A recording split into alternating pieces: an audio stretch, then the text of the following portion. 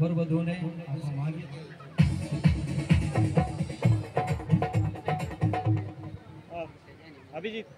अभिषेक थोड़ा जोड़े। आज की शुभ घड़ी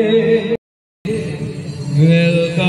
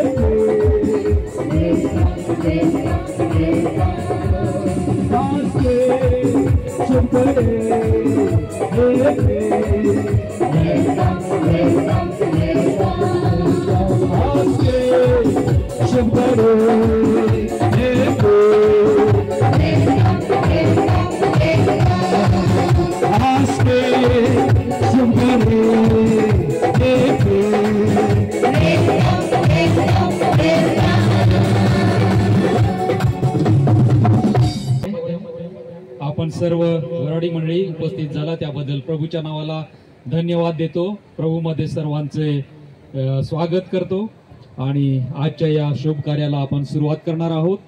तरी सर्वप्रथम आपण प्रार्थना करूया आणि मी विनंती करेन परमेश्वराच्या वचनाकडे जाणार आहोत आणि थोडा वेळ आपण परमेश्वराचे वचन ऐकून घेणार आहोत। तरी मी विनंती करतो की आपल्यामध्ये पास्टर रविदास यावित आहेत तर ते पुढे येतील आणि आजच्या नववधूवरांना वचनातून ते शिकवत करतात।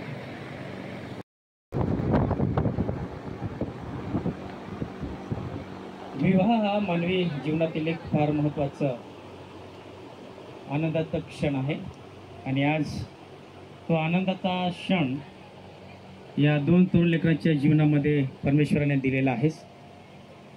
विवाह संबंधाने देवाची योजना आणि देवाची इच्छा ही फार महत्त्वपूर्ण आहे। आणि ती योजना आज परमेश्वर देव या दोन्ही लेकरांच्या जीवनामध्ये सफलता करणार आहे. देवाच्या वचनामध्ये परमेश्वर देवाने एडेन बागेमध्ये पहिला विवाह स्थापन केला. ते स्वतः परमेश्वर त्या ठिकाणी उपस्थित राहून तो विवाह त्याने लावला आणि त्या विवाहामध्ये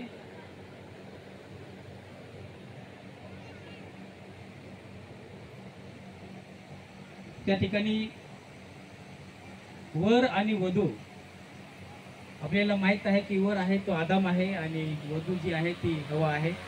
आणि या दोघा उभयतांचा विवाह परमेश्वराने एदेन बागेमध्ये पहिला विवाह त्या ठिकाणी लावून तो विधी संपन्न केला. आणि परमेश्वर देवाने त्या ठिकाणी एक नवीन कुटुंबाची स्थापना करून त्यांना आशीर्वाद दिला. आणि आज आपण सुद्धा या ठिकाणी या नवीन कुटुंबाला देवाच्या उपस्थितीमध्ये आशीर्वाद देण्यासाठी आलेला. आता पहा प्रियानो, या दोन तरुण लेकरांच्या जीवनामध्ये देवाची योजना काय आहे? पवित्र शास्त्र देवाच्या वचनामध्ये असं लिहिलं आहे, पवित्र ग्रंथामध्ये असं लिहिलं आहे, प्रत्येक तरुण तरुणीच्या जीवनामध्ये देवा संबंधाने किंवा देव त्यांच्या संबंधाने काही योजना आखत आहे. आणि ते प्रत्येकासाठी आहे, प्रत्येक तरुण तरुणीसाठी आहे. आणि आज चिरंजीव प्रमोद आणि चिसोका जयश्री त्यांच्यासाठी जी योजना होती ती योजना प्रभू या ठिकाणी संपन्न करीत आहे. परमेश्वर वचनामध्ये सांगत आहे की मनुष्य एकटा असावा हे बरं नाही. एकटे पण हे निराशेचे कारण आहे. चिंता आहे, निराशा आहे, दुःख पण आहे. आणि हे चिंता आणि निराशा दुःख निवारण होण्यासाठी परमेश्वराने ही योजना केलेली आहे. आणि त्यासाठी असं म्हटलं आहे की मनुष्य एकटा असावं हे बरे नाही, तर त्याच्यासाठी अनुरूप असं सहाय्यक मी निर्माण करेन. अनुरूप म्हणजे त्याच्याशी जुळणारं, त्याच्याशी समान असं व्यक्ती परमेश्वर देव प्रमोदच्या जोडीला जयश्रीचे निर्माण केलेले आहे. आणि आज प्रमोदला त्याचं सहाय्यक आणि मदतगार, मदतनीशी म्हणून जयश्रीची निवड परमेश्वराने केलेली आहे. आणि ती आज थोड्याच वेळाने ते दोघे लग्नबद्ध होणार आहे. आज त्यांच्या वैवाहिक जीवनाच्या येणाऱ्या दिवसामध्ये वैवाहिक जीवनामध्ये पती पत्नी म्हणून एकमेका संबंधाने जबाबदारी काय, या संबंधाने काही महत्वाच्या गोष्टी या ठिकाणी या दोन्ही लेकरांना सांगून या ठिकाणी लहानसं वचन या ठिकाणी मी समाप्त करणार आहे. एक वचन काढूया आपण. पवित्र शास्त्र ग्रंथामध्ये असं लिहिलं आहे, प्रमोद आणि जयश्री तुम्ही लक्ष द्यायचं आहे. वचनामध्ये असं लिहिलं आहे, स्त्रियांनो तुम्ही जशा प्रभूच्या अधीन तशा आपापल्या पतीच्या अधीन असा. कारण जसा ख्रिस्त मंडळीचे मस्तक आहे तसा पती पत्नीचे मस्तक आहे. शिवाय ख्रिस्त हा शरीराचा तारणारा आहे, तरी मंडळी जशी ख्रिस्ताच्या अधीन असते तसे स्त्रियांनी सर्व गोष्टीत आपापल्या पतीच्या अधीन असावे. पतीनो, जसे ख्रिस्ताने मंडळीवर प्रीती केली तशी तुम्हीही आपापल्या पत्नीवर प्रीती करा. ख्रिस्ताने मंडळीवर प्रीती केली आणि स्वतःला तिच्यासाठी समर्पण केले. आता या वचनामध्ये दोन महत्त्वाच्या गोष्टी आपल्याला पाहायला मिळत आहेत. जगामध्ये अनेक संस्था आहेत आणि त्या प्रत्येक संस्थेला तुम्ही व्यवस्था केली, एक कुटुंब संस्थेचा नियम दिलेला आहे. आणि ते दोन नियम तुम्ही दोघांनी, चिरंजीव प्रमोद आणि जयश्री, तुम्ही दोघांनी तो नियम पाळला तर निश्चितच तुमचं कुटुंब हे आशीर्वादित होणार. आणि त्यासाठी ते दोन नियम काय आहे? पहिला जो नियम आहे तो म्हणजे अधीनता, आणि दुसरा नियम आहे प्रीती करणे. या दोन नियमामध्ये तुम्ही पूर्ण दोघे जण बांधले गेला तर निश्चितच देवा तुमच्या वैवाहिक जीवनामध्ये देव तुम्हाला सानिध्यामध्ये ते फलदायक आणि आशीर्वादित व्हावं, यासाठी जशी ख्रिस्ताने मंडळीवर प्रीती केली तशी तुम्हीही दोघांनी एकमेकावर त्यागपूर्ण प्रीती करणे गरजेचं आहे. दुसरी महत्वाची गोष्ट ही आहे की तुमच्या वैवाहिक जीवनात संबंधाने दोघांची जबाबदारी ही आहे की दोघे तुम्ही आता थोड्याच वेळाने पती पत्नी होणार आहे, म्हणून तुम्ही दोघांनी पती पत्नी या नात्याने एकमेकाचा आदर आणि सन्मान करा. आपण दुसऱ्यांचं फार आदर आणि सन्मान करतो, पण एकमेकाचं कधी कधी सन्मान करण्यास आपण टाळतो.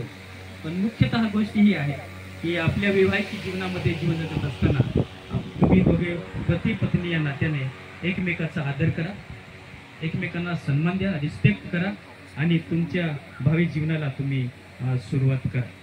तिसरी महत्त्वाची गोष्ट आहे, या दोन नियमाच्या अधीन असताना तिसरी महत्त्वाची गोष्ट आहे ती म्हणजे एक पती पत्नी या नात्याने तुम्ही एकमेकावर विश्वासूपणे राहा. विश्वास ठेवा एकमेकावर, एकमेकाचा विश्वासघात आमंत्रित केलेला आहे. तू या ठिकाणी उपस्थित आहे. तुझ्या समक्षतेमध्ये, तुझ्या दासांच्या समक्षतेमध्ये आणि सर्व प्रियजनांच्या समक्षतेमध्ये नियोजित वधू आणि त्यांच्या वडिलांनी वधूचा हात वराच्या हातात दिलेला आहे.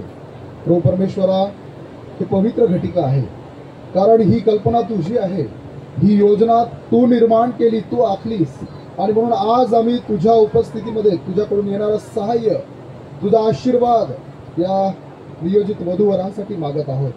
कृपा करून परमेश्वरा त्यांना तू आशीर्वादित कर, अशी तुझ्याकडे आम्ही प्रार्थना करतो. देव बापा, आम्ही तुझ्या पवित्र हातामध्ये येतो. विशेष करून पुढचा विधी देखील तुझ्या पवित्र हाती स्वाधीन करतो. प्रार्थना सर्वांचा तारणारा प्रभू येशू ख्रिस्त याच्या गोड आणि पवित्र नावाने प्रार्थना केली म्हणून तू आहे. आमेन. आकाश पृथ्वी निर्माण केली आणि त्यामध्ये परमेश्वर पित्या, विशेष प्रभू परमेश्वर पित्या मन प्रार्थना कर, हे अंगठी मी तुला देतो. अचल अढळ प्रेमाचे विश्वासाचे प्रतीक म्हणून ही अंगठी मी तुला देतो.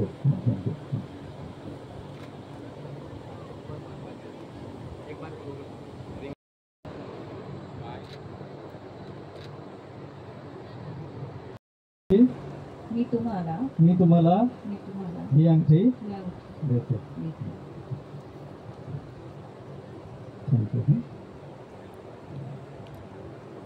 तर यावेळेस परत आपण प्रार्थना करणार आहोत आणि मी विनंती करतो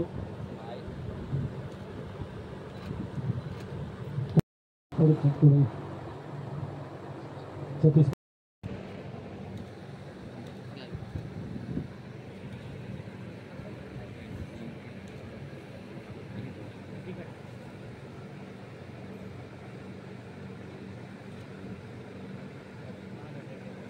तर एवढेच मंगळसूत्र आहे, त्यावर आपण प्रार्थना करू.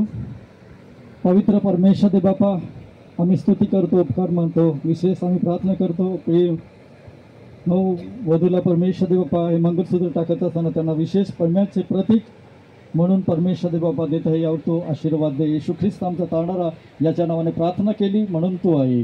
आमेन.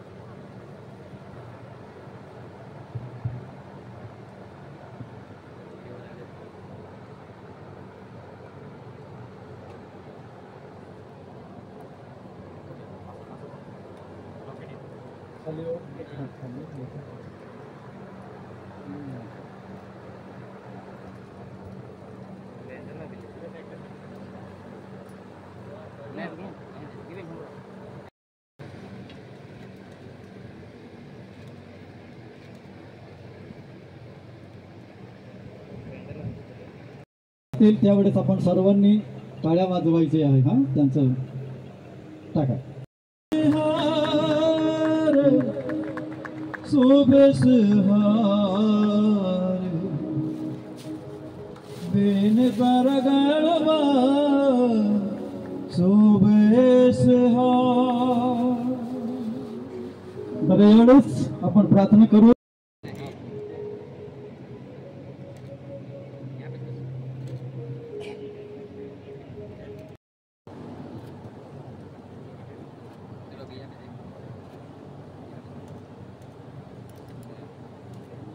तर एवढेच धरून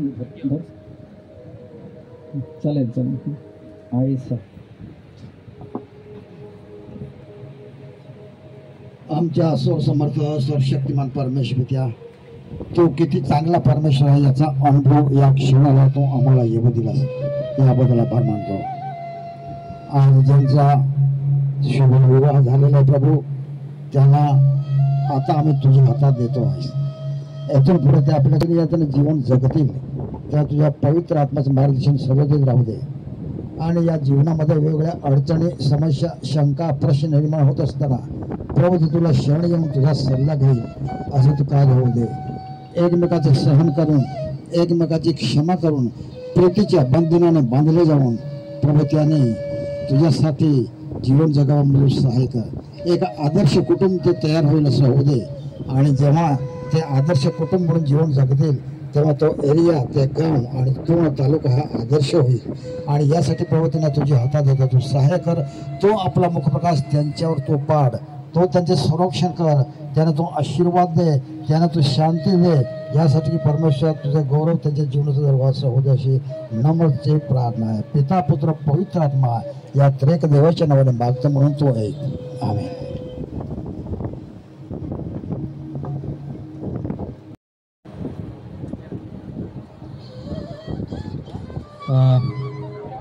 या ठिकाणी गावित परिवारातर्फे स्वागत होत आहे. तर मी विनंती करतो, भरत दादा तुम्ही स्टेजवर या.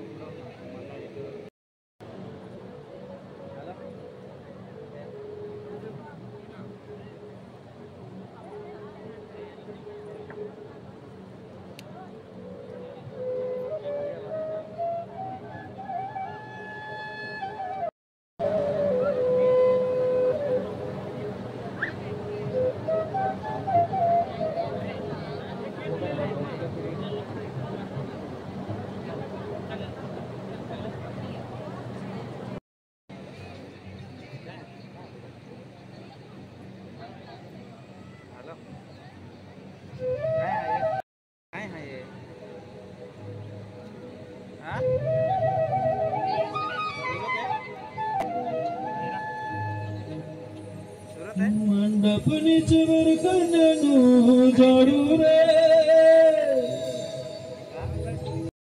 प्रेम की परिणामो रे. कार्यसिद्धीच नाही जो प्रथम त्या प्रभू पिता परमेश्वराला वंदन, प्रथम पिता पुत्र पवित्र आत्मा या त्रेक देवास वंदन करून नवजीवनास सुरुवात केलेली आहे. त्यांच्या या नवजीवनास माझ्यातर्फे हार्दिक शुभेच्छा देतो. आणि तुम्ही या ठिकाणी उपस्थित राहून त्यांचा जो आनंद आहे तो द्विगुणित केला आहे, त्याबद्दल तुमचे देखील आभार मानतो. या ठिकाणी जमलेले सर्व आपतेष्ट. तदनंतर आपल्यामध्ये पास्टर दिनेश वळवी मुंबई उपस्थित आहे, ज्यांनी कालच्या सभेमध्ये वचनाची सेवा केलेली आहे.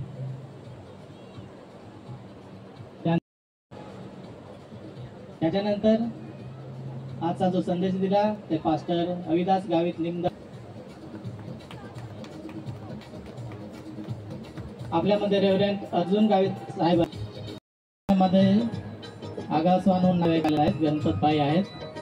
सन्माननीय गणपतबाई, तुम्ही मंचावर येण्याची कृपा करावा. तुमचं स्वागत या ठिकाणी लाईक सर करतील. गणपतबाई. त्याच्यानंतर माजी पंचायत समिती सदस्य करंजी बुद्रुक आपल्यामध्ये हजर आहेत.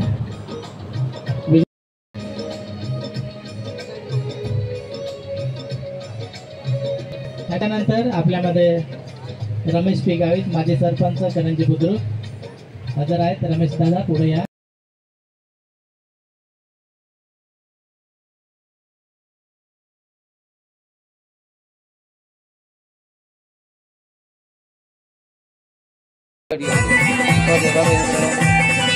Sorry.